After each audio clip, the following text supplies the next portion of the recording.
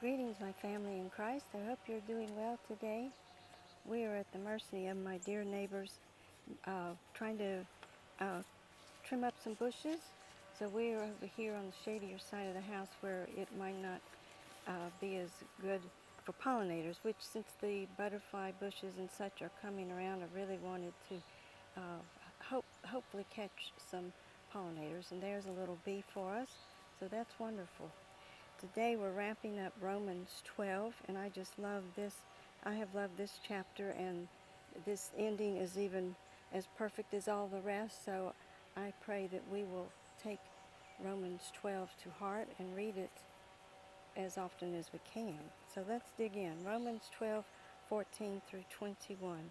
If people mistreat or malign you, bless them. Always speak blessings, not curses. If some have cause to celebrate, join in the celebration. And if others are weeping, join in that as well. Work toward unity and live in harmony with one another. Avoid thinking you are better than others or wiser than the rest.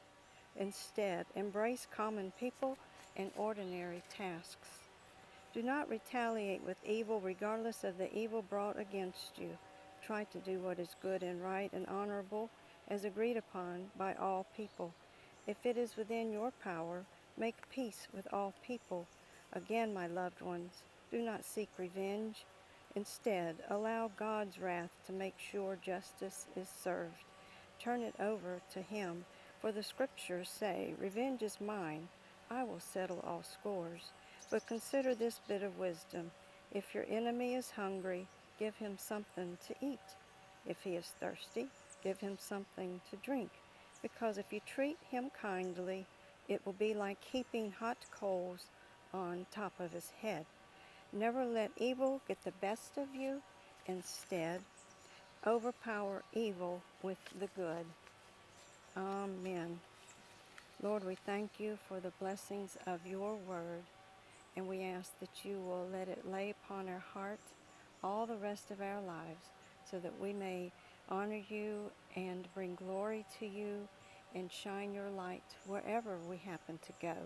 For surely people will notice when we are kind in the face of evil or unkindness. Surely people will see us making the effort to be peaceful. Surely people will hear your voice through us if we speak kindly and treat others as you want us to treat them. For in your scripture you say, "Do unto each other as you do unto yourselves." And we love you above all else. So thank you, Lord, for your word, your directions. Thank you for the wisdom that comes from it. Thank you for empowering us with your Spirit, your Holy Spirit that is always within. When we ask you, you are always there, never away from us. We don't know the mysteries of you, but we seek your blessings and we enjoy your graces, your mercy upon us. And we ask that you continue to lead us through the valleys, and that if we follow your word, the sun that you sent us will shine on us in all ways in our lives. We have to trust you, and we ask that you help us to do that, and that we feel your presence always, for you are only good. So let us live in the goodness of you, Lord. Let us feel your mercies when we seek them, and when you know we need mercies and comfort, we ask that you will be with us in all ways.